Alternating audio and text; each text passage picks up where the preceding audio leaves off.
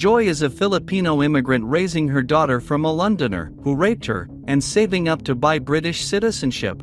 Things don't go well with the savings, but Joy gets a promising job when a successful businesswoman, Catherine Garrett, hires her to be a nurse for her uncle, who is dying of cancer, bedridden in his mansion. Joy is eager to get to work, but soon she realizes that Catherine's treatment of her relative is extremely strange. She is simply feeding him sleeping pills.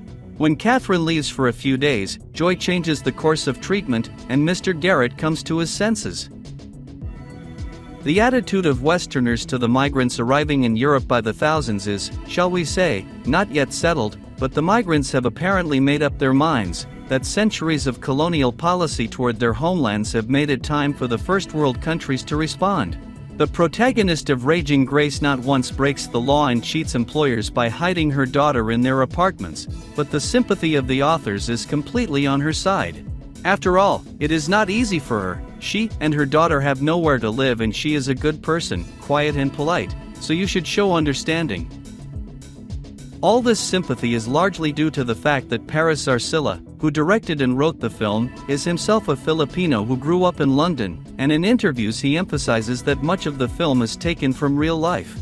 There's no doubt about it.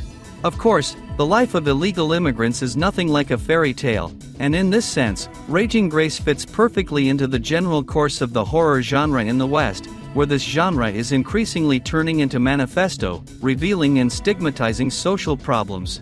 And we are not even surprised about character layout. Guess who will turn out to be the root of evil, and who is just his pawn? Raging Grace took the top prize at the American Genre Film Festival South by Southwest, but connoisseurs of horror better not to raise hopes high. This genre is present here only with ingratiating suspense and cute plot trick with Joy's daughter. The girl's name is Grace, and her mother hides her existence from her employers in every possible way. Joy even smuggles her in the house of Garrett's in a suitcase.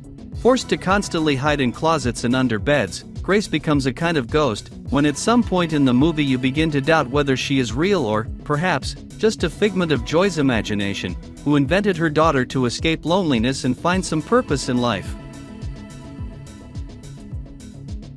Filipino actress Max Eigenmann, who plays Joy, has been acting for 15 years, and she copes with the role perfectly.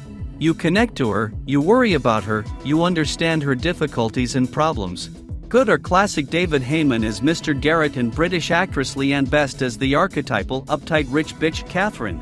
There are only few characters in the movie and the action rarely goes beyond the walls of Garrett's mansion, but thanks to the actors, the talented director's storytelling and the atmospheric camera work, the movie doesn't feel boring or static. It's a shame that the poignant social charge and denunciatory message at times come to the forefront in this creepy gothic tale.